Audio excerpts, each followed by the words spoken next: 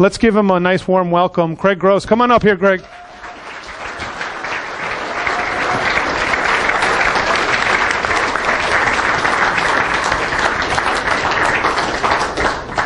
Thank you. Evcharisto. Evcharisto, there you go. So it was the olive oil and the Greek smell that actually. Yeah. So Craig, did anyone try his goods? Who tried Craig's food? Awesome. Okay. Do we have more for after? Oh yeah, yeah. So for those of you who haven't, we have samples for you. Craig has brought it in for us. But I want to just do a little background. I always do. Tell us a little bit about where you grew up, kind of a little bit about your upbringing and what it was like. Well, I grew up in upstate New York, Corning, New York to be exact, which is the home of Corning Glass, if everybody's familiar with that. And when you were born in Corning, you're almost like destined to work there for the rest of your life. You know, you get stuck in a little factory.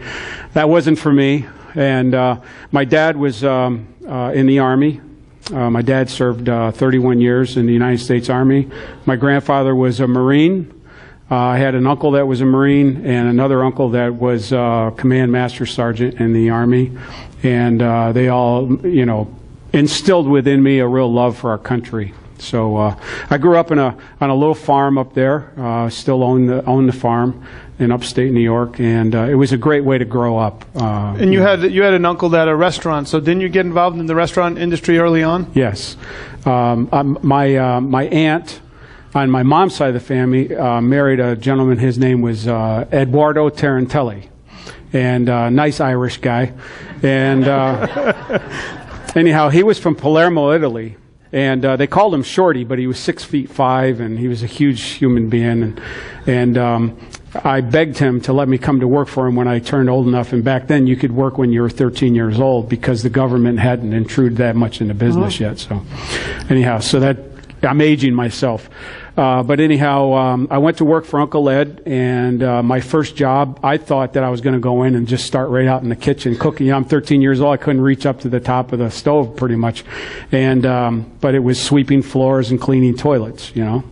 But I learned quick. I would watch Uncle Eddie make, he would take Roma tomatoes, boil them down, press them, and get the seeds out and everything. He made his own marinara sauce, and I can still taste it today in my mouth. I mean, my gosh, it was so good. So you enjoyed it so much, you actually went to culinary school, right? Or you learned like the French way of cooking? Yeah, I actually went on an apprentice program with the Hilton Hotels. When I turned 17, I was still in high school, and so I worked part-time doing that at nights. And I was under a chef's tutelage named Reinhold Wynn. He had 13 international gold medals. Oh. And this guy, he knew how to make a roux, let me tell you. But anyhow, so I learned a lot from Chef Wynn, and I eventually became a French cook with the Hilton Hotels. And that was a great way to make a living as a young guy, you know, 18, 19 years old. It was nothing for somebody to tip you back then, $100, you know, for a nice meal. So it was really great. I was living high, and then I went in the Air Force right out of high school, and how long were you in there? 73 to 74. I have a medical discharge, so I got injured, and they actually found out that I had lied. I should have been 4F. I shouldn't have gotten in the Air Force. So some of you guys, how many military here? How many veterans we have here? I salute you. All right. God bless you. Thank you for your service. But anyhow, I lied on the application. It said, "Have you ever had any major surgery and everything?" And I put down no. And so when they found out that I had major surgery after I had my accident, I can remember the lieutenant came in. He said, "Airman, how did you get in the Air Force?" And I said, "Well," and he said, "Well, you're going home." And I said, "Well, you know, major surgery to me was where they take your brain out and set it on the table." And he didn't think that was funny, but anyhow. So. You had broken your leg or something? Yeah, I had a pretty bad injury. And you still wanted to be in it? I begged them to let me stay. Because of the whole family history, yes, right? Yes. I had signed up for 6 years. I had every intention of going 30 years like my dad, and but you know, it wasn't to be. So then you got into, from the restaurant side, you actually got into the business side of the food business. You actually started working for a little company. Can you tell us about that, the delivery one they used to? Yeah. I was working as a chef in a restaurant down in Virginia Beach, Virginia, and just saw an ad in the newspaper one night that this company wanted a food sales rep, and I was like, yeah, I can do that. So I called up the company, and the guy answers the telephone. He had a Greek accent. So I started speaking a little bit Greek with him and everything, and he almost hired me right on the phone, you know. Went over, did the interview and everything, and that was the genesis of my food service career as a food sales representative. And eventually I became a rep with Cisco, and I retired from Cisco in 2008. And that, when you started Cisco, it was what? It was under $1 billion market cap? It was an $800 million company, and once they got me on, I mean, the company just started. Yeah. When I left, they were at $46 billion, and I'd like to think I had a little bit of something to do with that. But you were a high-flying sales rep, doing well, you Yes. know, you're living the American dream. Mm-hmm. And I do have pictures of you and your family, you know, can you tell us, we have a picture of your family, just tell us who we're looking at? Well, the picture on the left is my wife's first husband. We've been married for 41 years. God bless. We got married in 6th grade. And then Arsky on the right and Natalie on the left. Natalie is she's quite a young lady, very, very strong-willed, but she's an entrepreneur in her own right. She is a professional trainer, and so. And Craig, the connection here with the Greek connections, your wife is a Greek family. My wife's name, her name is Andonia, and her family's last name was Dimitriou. So you can figure it out. Now, growing up in there was a lot of baklava in the house. Yeah, but growing up in a Greek family, how did you convince the parents or the mother-in-law to? Well, my father-in-law had passed away. My father-in-law had passed away when Tony was 13, and so I had to go to ask Despina, which was akin to going into the tunnel to meet with Attila the Hun. I mean, you know, to ask for my wife, you know, for Tony's hand in marriage, and it was no. I mean, no. I said, well, why not? Well, number one, you're not a lawyer. Number two, you're not Greek. And number three, she said, you're not a lawyer, you're not a doctor. And number three, the worst of all, you're not Greek. So I just said to Tony, I said, we're going to have to just wait until your mom, you know, eventually just comes around, because she's going to fall in love with me eventually, you know. And so she called me a megaloguruniki, which was a big pig, you know, because I would come to her house and eat, you would eat like crazy. Oh, gosh. So she must have loved that. But anyhow, the picture on the right, that's my dad. Dad had retired by that time. He retired from the Army. And that's Frankie when we were up there in upstate New York for Christmas.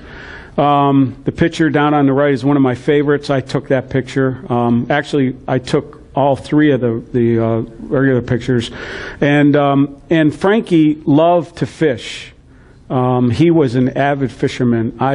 That's all that he wanted to do if we were going to go on vacation, or if we were going, you know, where are we going on vacation? Are we going to go fishing? You know, so he was my fishing buddy.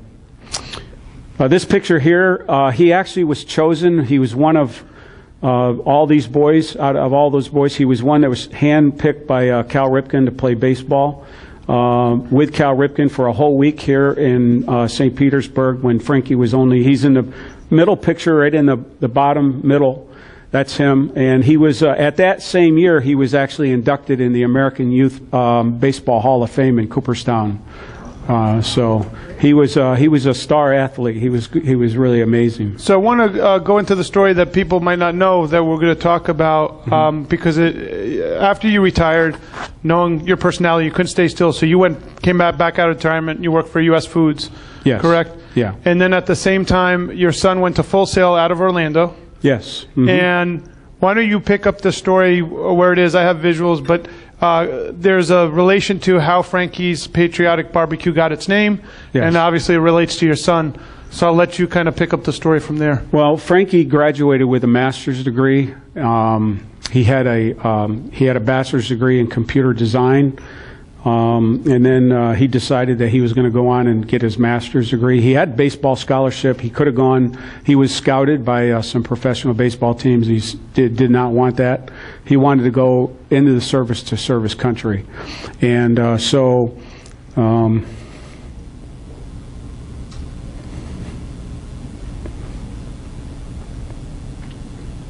This was right after that's his dog right there. We still have his dog. This was right after he graduated from boot camp, and he chose to go into the Army as an NCO. Non-commissioned officer. As many of you guys know that have been in the military, he could have easily, gone and skipped several steps.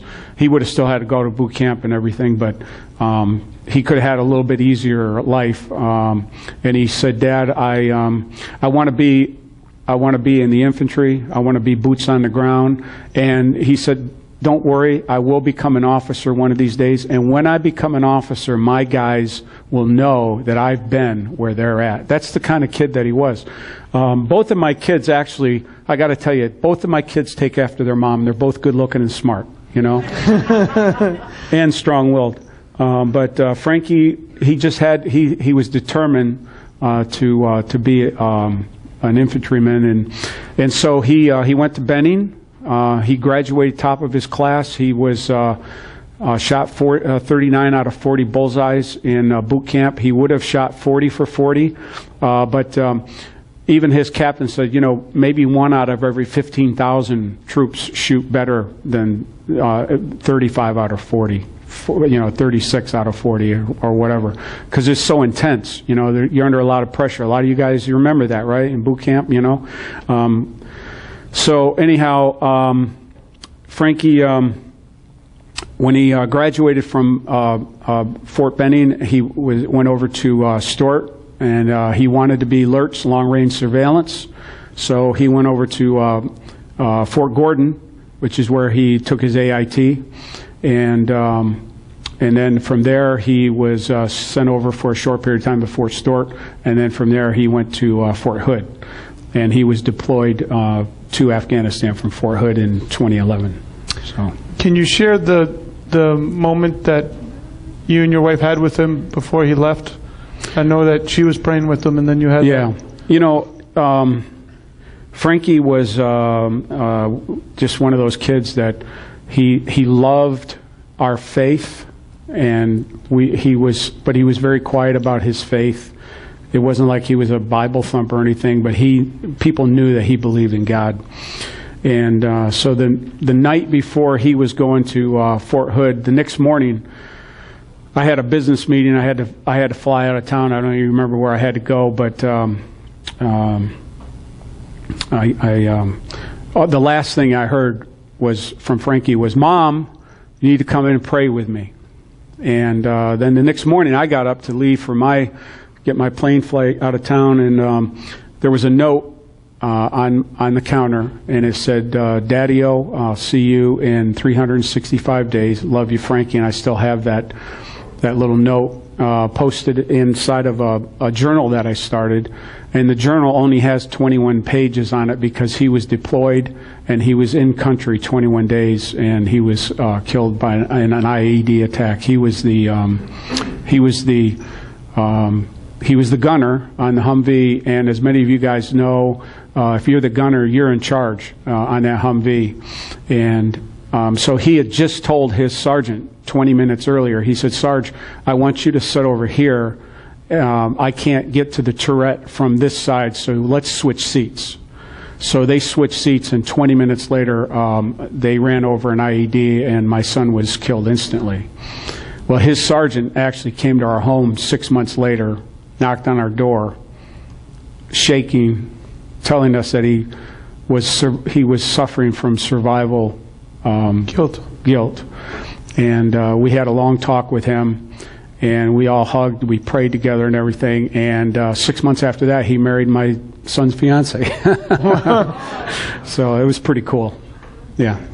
So can you talk about how you picked up the pieces, or what you did after that? Because you were still working at, was it U.S. Foods at that time? I was working for U.S. Foods, yeah. How did you and your wife, because you've done a lot of good work because of this, but this is something that, obviously is devastating. What did you do immediately, and then tell us how the restaurant came about? Well, several of you have seen, clips on TV or whatever in a movie where the two soldiers walk up the sidewalk and knock on the front door. That actually started, that never happened up until the Vietnam War. And there's a lady, I don't know her name, she's responsible for going to Congress and making that happen. Her husband was killed in action, and she got a letter, and she said, this is disgusting, you know. Somebody should have come and knocked on my door. Well, I had just gotten back from a fishing trip, and my wife was about 10 minutes behind me, and we were communicating back and forth on the phone. Hey, I'm at the house, I'm cleaning the boat, I'll see you in a few minutes. And just as I hung up my phone, I heard 2 doors close, and, you know, I turned and I looked. And I was like, oh my gosh, you know, 2 officers coming up my sidewalk. And I was like, don't say anything, please, don't say anything. Wait until my wife gets here. Let's go inside. We went inside, and I gave them a glass of water, and we just sat there, and I didn't say anything. I was in shock.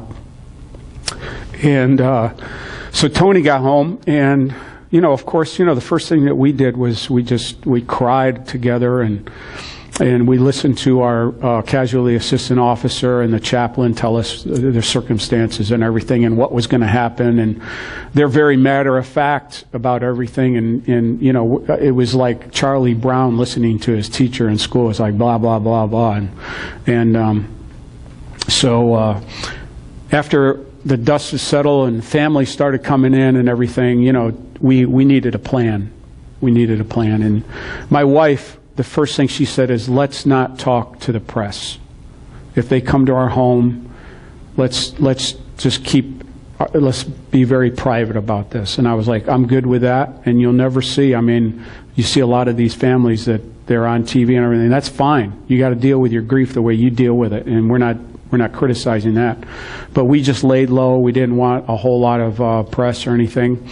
And Tony and I have a life scripture that we live by. And it's Romans 8:28 that says, for all things work together for good to those who love God and are called according to his purpose. And this is where the rubber met the road. I mean, do we really have this faith? What do we do now? I mean, I remember a pastor many years ago, probably 40 years ago or so, that said, whatever is bitter can make you better. And so my wife and I really had to make a decision. She was getting better. I was getting worse. I started going back to basically just becoming kind of like a secret drunk. Just drinking myself silly some nights. And I became depressed. But my wife had the wisdom to hang in there with me and coax me along and get me involved. And so we started getting involved with the Fisher House.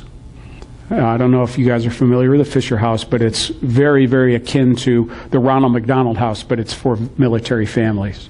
There's 2 of them here in Tampa Bay. There's one at Bay Pines, and there's one at Haley.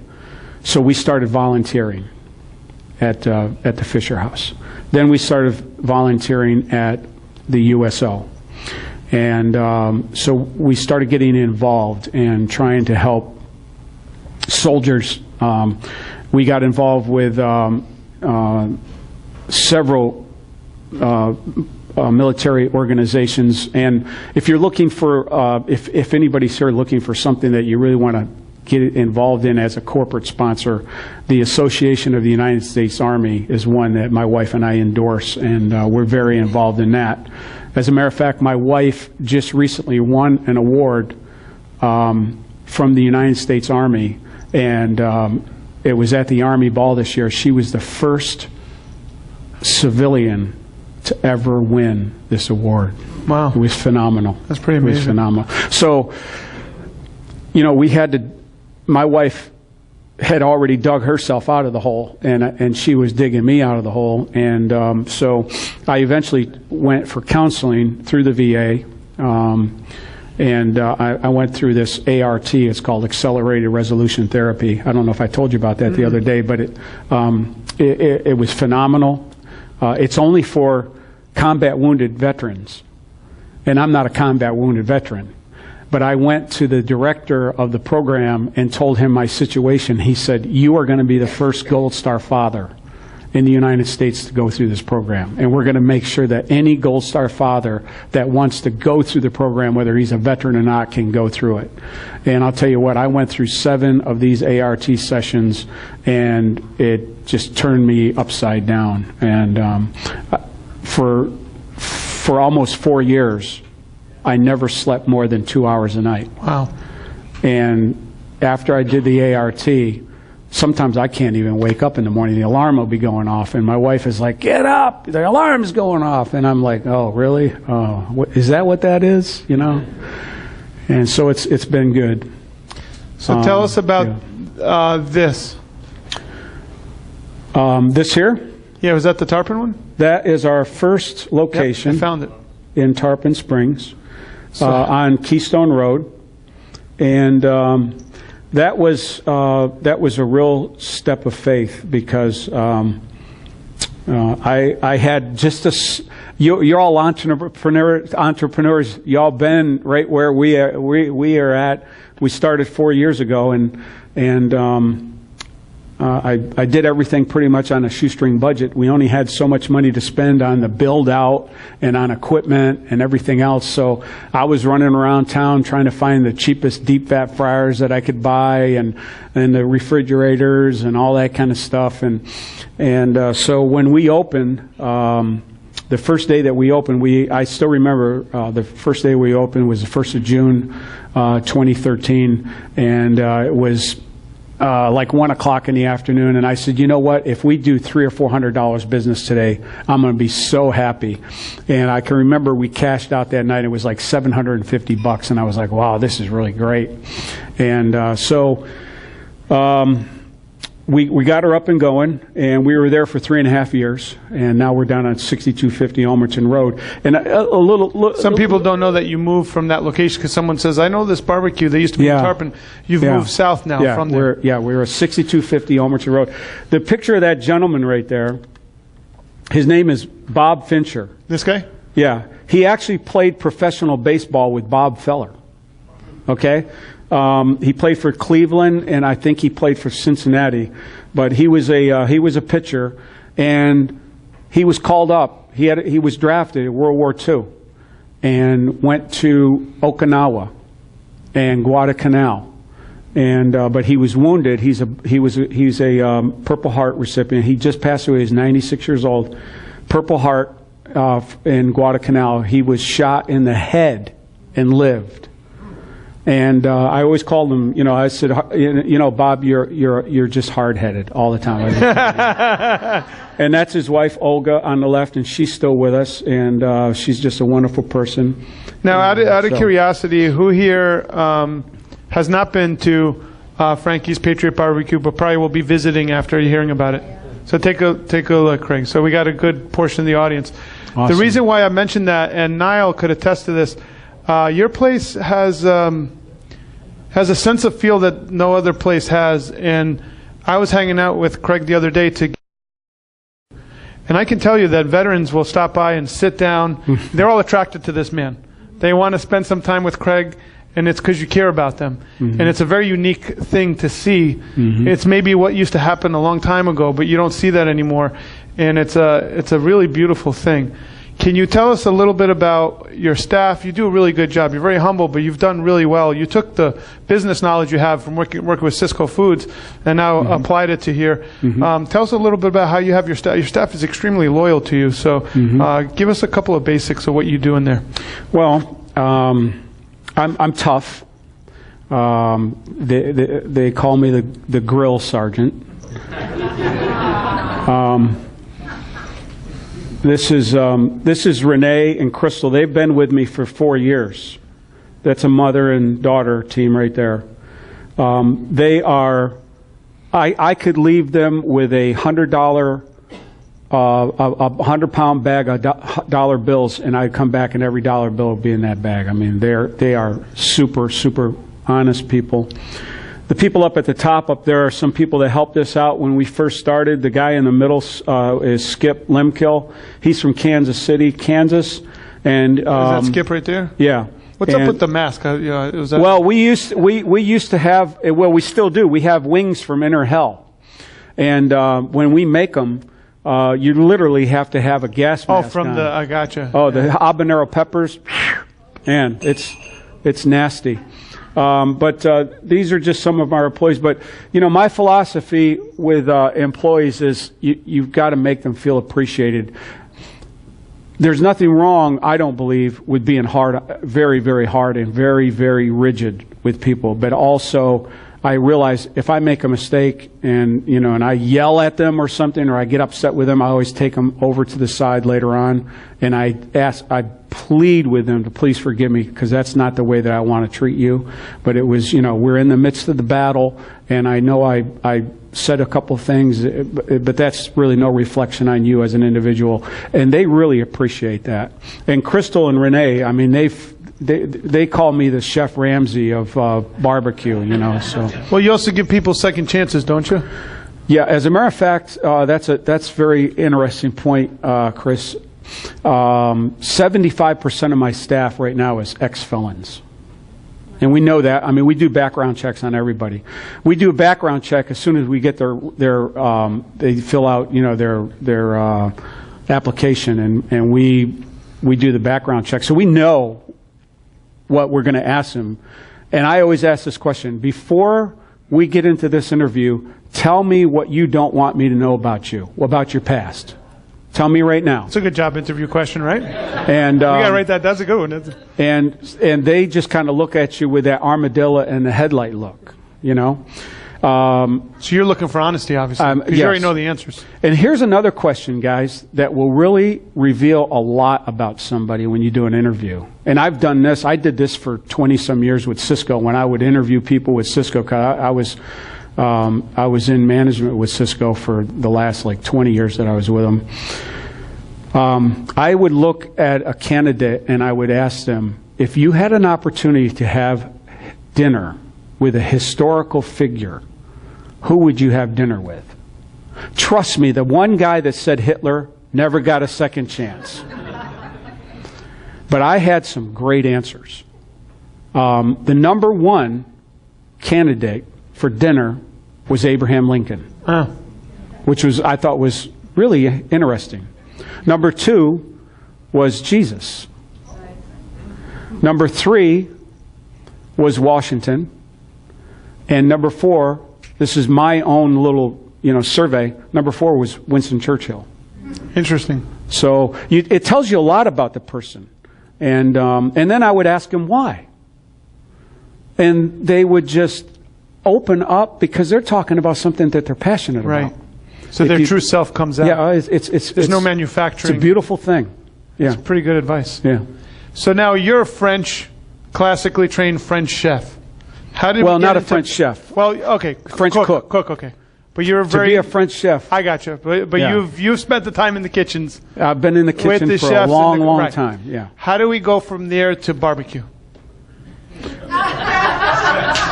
I love barbecue, but how do we make that transition? For years, Tony and I would have people over to the house for dinner, and I've always been kind of an amateur smoker, and so I had my little smoker out back, and people would get done with dinner inevitably almost every time. You should open a restaurant. You should open up. I mean, this is the best chicken I've ever had. This is the best smoked salmon I've ever had. Whatever. And I heard that time and time and time again for years and years. And of course, I wanted to get my retirement out of the way, right? I mean, I didn't want to just leave Cisco just because I wanted to go and, open a restaurant. And besides that, I knew all these restaurateurs and how crazy their lives were. Right. And they're working 15, 18 hours a day. And, why would I ever want to do that? Which I'm doing it now. Right. And so there's no market whatsoever in the Tampa Bay area for a French restaurant. There's really not. I mean, we are not a ethnically challenged market like New York City or Boston or Chicago or L.A. You go to those cities and you can look up food. People are trying all the different kinds. Yeah, I mean, let's face it. the Greeks have a corner on it up in Tarpon Springs Yep. as far as Yeah, ethnicity is concerned. But I wouldn't call a lot of the ethnic restaurants in the area really stellar like you would, like if you go to New York City. Yeah. I mean, you can't go wrong with hardly any of those restaurants up there. So for me, I knew that Frankie had been killed in 2011. I was still working for U.S. Foods. U.S. Foods had given me the opportunity to take 6 weeks, 8 weeks, 10 weeks. They just told me how much time you need to take off. You just come back whenever you feel like you can come back to work. We've got your paycheck every week coming to you. Don't worry about that. We'll take care of your desk. Everything's covered. Just get well. Well, I went back to work like after 2 weeks. I couldn't stand it. I don't know how people can retire, really, to be honest with you. I don't ever really want to retire. But here we are, 2013, and I found out that this little restaurant up there in Tarpon Springs was for sale. And I went up and talked to the lady, and she was really proud of her restaurant, let me tell you. But there was no way I was going to pay her what she wanted. And I made an offer, and I said, look, this is, I'm not going to, I don't want to come back tomorrow. I don't want you to think about it. I said, I'm going to give you this offer. This is it. Take it or leave it. And she almost jumped over the table and hugged me, So I knew she really wanted out, and that was it. So I took over that building, and in, June 1st, 2013, we opened it up. But the transition into barbecue was really easy, because I had all these people over the years that were saying, oh, man, your chicken is great, your ribs are great. So Skip and I went over to Orlando, and there was this old guy. He was for lack of better terms, an old black Southern gentleman that was he was the nicest guy. And he'd been in the business. He was 70-some years old, and I just want to get out of this. I'm tired. And we said, well, how much do you want for your smoker? And I mean, this thing was a piece of junk. But we needed a piece of junk because we couldn't afford a nice smoker, And he goes, give me $1,500. And I was like, how much is it? We don't know how much is it. Well, the smoker that I have now is $11,500. Wow, okay, that's the one that I wanted. That's good to know. It was like on Christmas morning I wanted that one. Right. But so we took a huge chance, because this thing had wheels on it that were like wobbling like this. We're driving back from Orlando going down I-4, and the thing is bouncing, and we're like, is this thing ever going to hold together, We get back to Tarpon Springs, we park it there, and it was called Big Red, and we only had 6 shelves on it. But how we ever got through, I know how we got through. I'd get there at 2 o'clock in the morning. Wow. And I would smoke until lunchtime, and we would pull everything off the smoker and go through lunch and hopefully have enough to get through dinner that night too. And I did that every day for 2 years. So what's 2 or 3 good tips for people on barbecue, just cooking, that we would need to know? For good barbecue, what are some things you need? Basic ingredients. Well, first of all, throw your charcoal fluid out. Okay? What a sin that is. I see guys, that does transfer into the flavor. Yep. There's just no question about it. So throw that away. Get yourself a really, really nice bed of coals, and start out with like Royal Oak charcoal, Get that really, really hot. And then throw your oak. I smoke with strictly oak. Okay, I know that there's people. Well, I smoke with pecan, okay, that's great. But pecan is like $85 for 8 pieces, okay. I got to smoke with something that's readily available, and Florida happens to have a plethora of oak. And it's it doesn't oversmoke. Hickory to me oversmokes. Mesquite, it has a distinct flavor to it. So pick the wood that you want. Everybody has a different flavor. Everybody has a different desire. Barbecue is a very personal thing. But as far as your rubs and your sauces and everything else, Oh my gosh. I mean, you go online, there's got to be 10,000. If you Google barbecue sauce, there's 10,000, 20,000. I don't know how many recipes for barbecue sauce. I'll give you a great secret. If you just take, Sweet Baby Ray's and Cannonball and mix them together, 65% to 35%, you got one of the best barbecue sauces in America. Cannonball, I mean, the alcohol? No, the Cannonball barbecue sauce. Sorry, okay. Yeah. But you know, a swig of Cannonball in between is not bad. I'm just clarifying. I didn't know that there was a barbecue sauce. But you know, practice makes perfect. And when it comes to smoking meat, the biggest thing that you have to have more than anything else is patience. You have to have a good smoker. I'm sorry, if you have a green egg, okay? Poor Sean Yesner. Traeger smoker, what's that? Sean Yesner, one of our friends, he swears by the green egg. No. I'm sorry. He's part of the green egg. Traeger is a great smoker. You have a Traeger? There you go. Traeger is probably one of the best that you can buy on the market today. We're going to be partnering up with them and hopefully start doing some video presentations and everything, and we'll be selling the Traeger smokers through our video presentations and all that, kind of like a segue. Like a YouTube channel? Hopefully. Nice. Yes.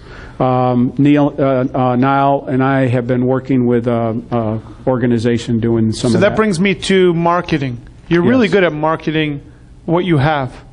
Where do you focus your marketing, or what works for you when it comes to marketing? Well, I know you do I got Captain Bruce. So you're a character on this radio show, which is your perfect target match because he talks to veterans. I've been advertising with him for 4 years.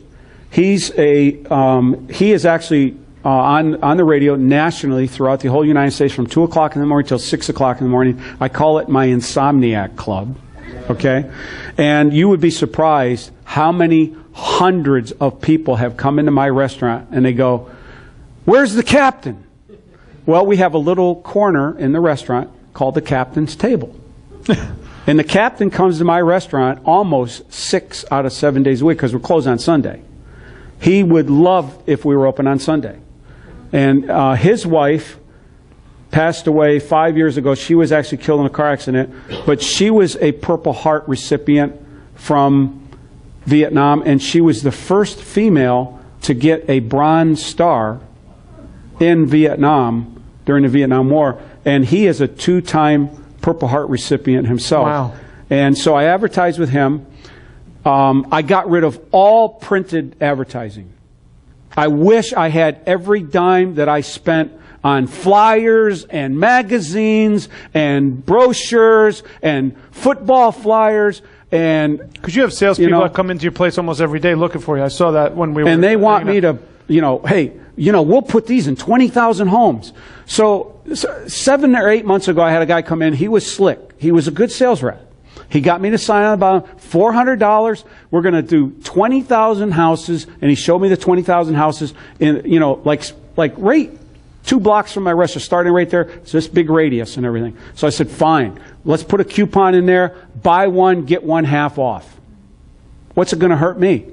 If I can get 10% of those people, 2,000 of those people come into my restaurant, great. That $400 or even a couple hundred, spent, right? 2 coupons. When the guy walked in my restaurant a few days ago, I was not happy with him.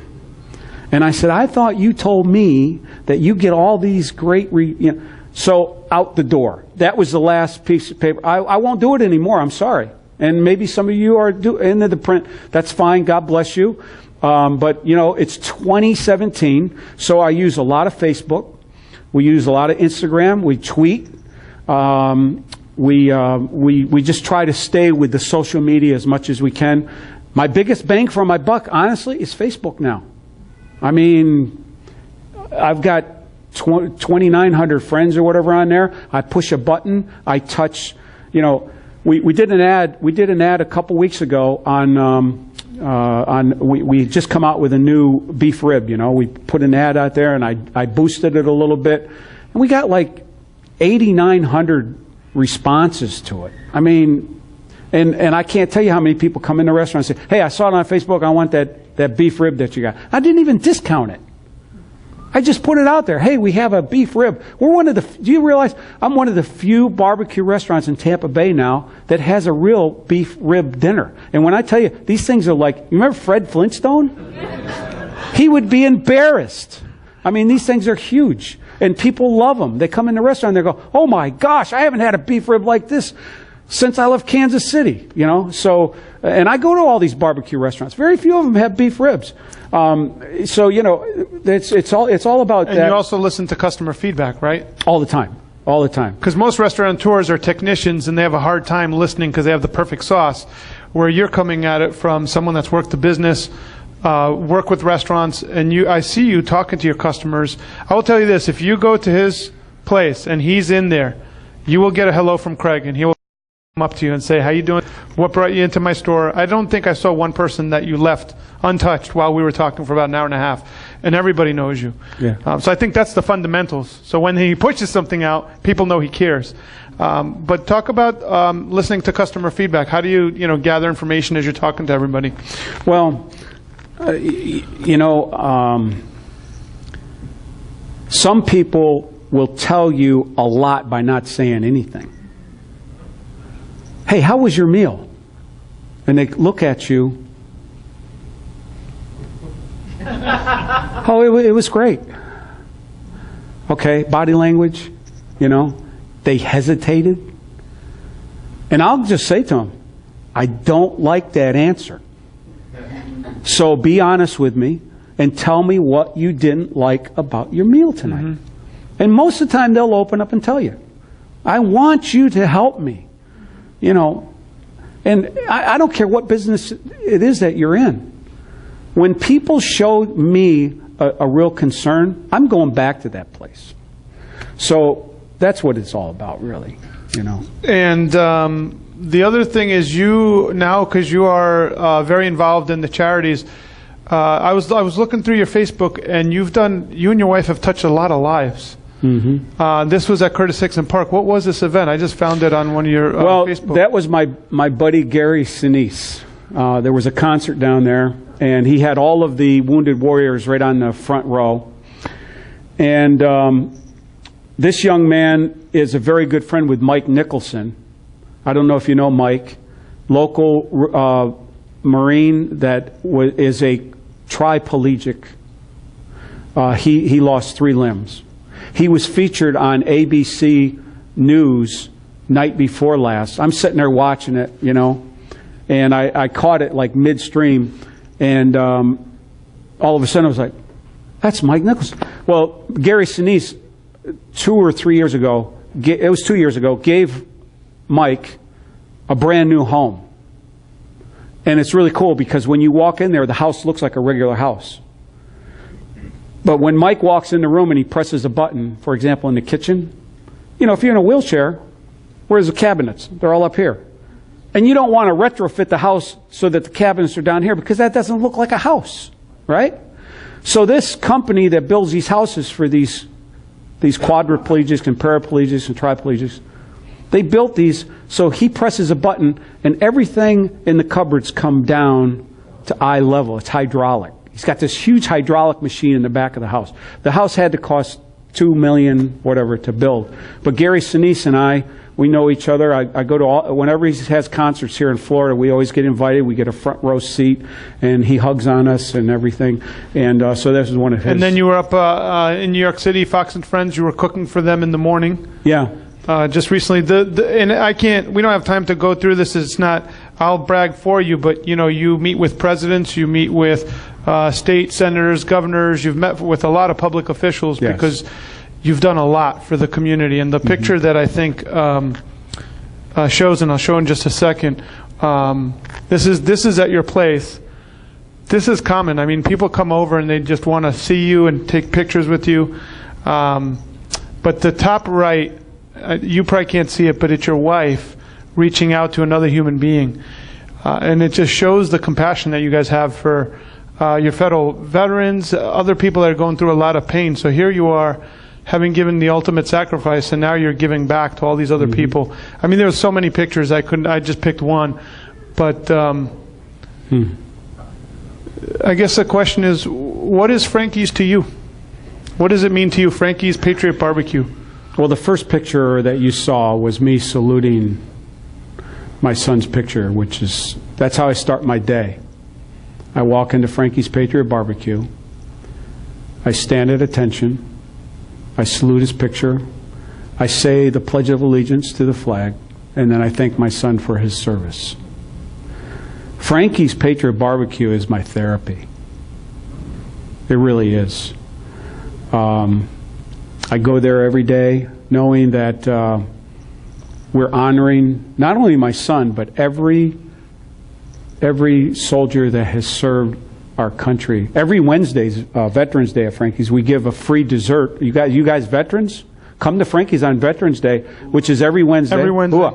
We're going to give you a free dessert every Wednesday. And it's just our way of saying thank you. Because you see, if you've lost a son or a daughter in a car accident or to a drug overdose or any of these things, those are heart-wrenching experiences for any parent. But it only affects a small nucleus of people: aunts, uncles, cousins, brothers, sisters, sons, daughters, whoever the case may be. A soldier, on the other hand, has given his life for everybody in this room. And everybody from sea to shining sea, from the north to the south, the east to the west. My son gave his life not for the Republican Party, not for the Democratic Party, not so that somebody can be in the White House and blow their horn. My son gave his life for us, Americans, so that we could be free to have barbecue. You know?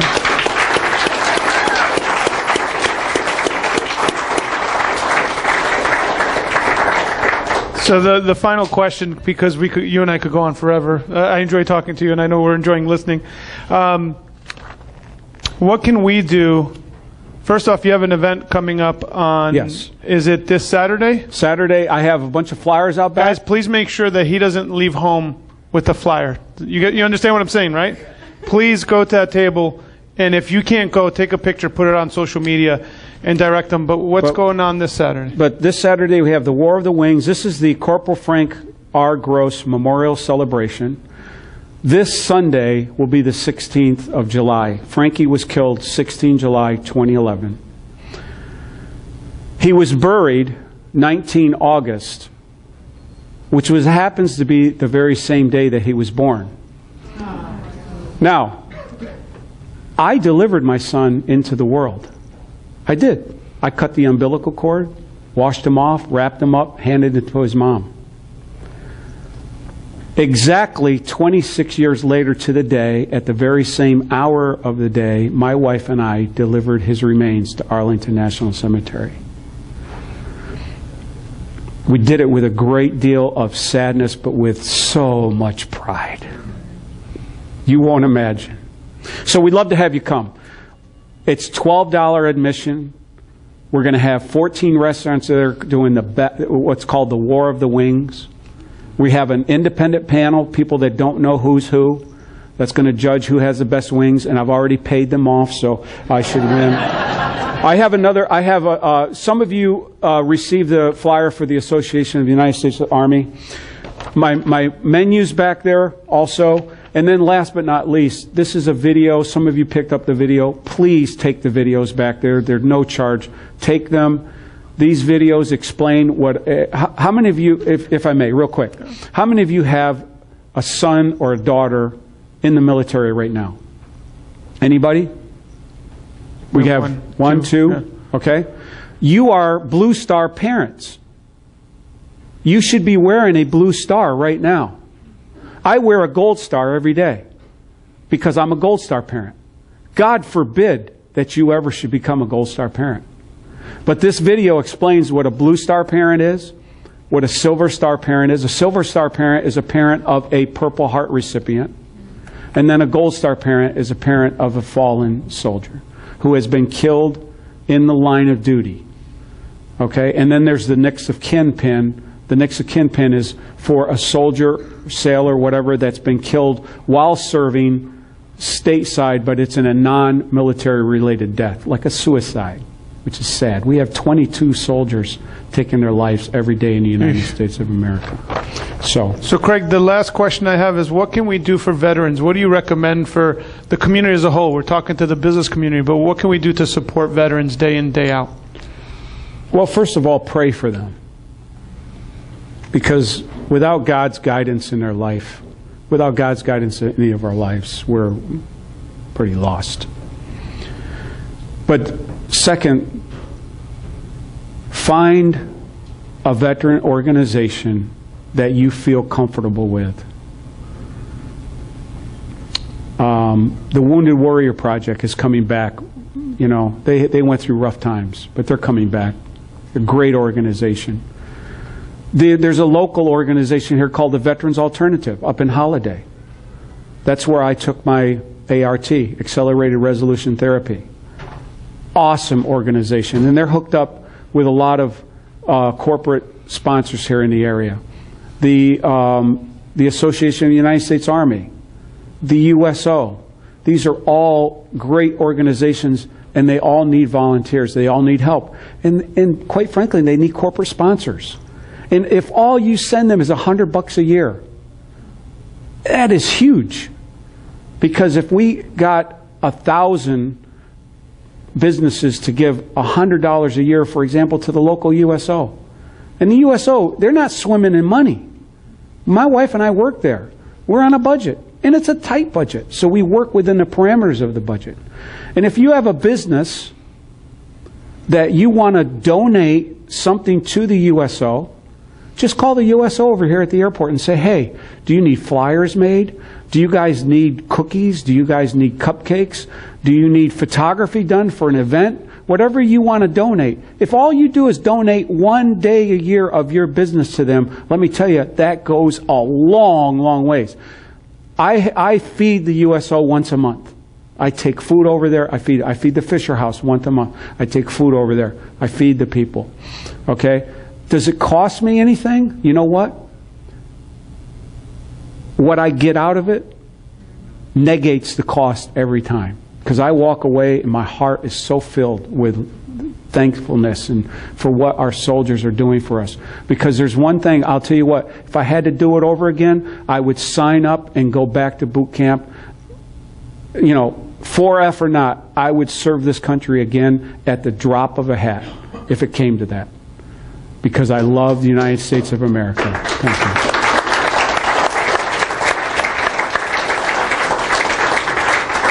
Guys, join me in thanking this man for sharing us his story, his son's story, his wife Antonia's story. Thank you, Craig. That's for you, buddy. Thank you. Thank you. We have some more rib bites back there, folks, okay? Thank you.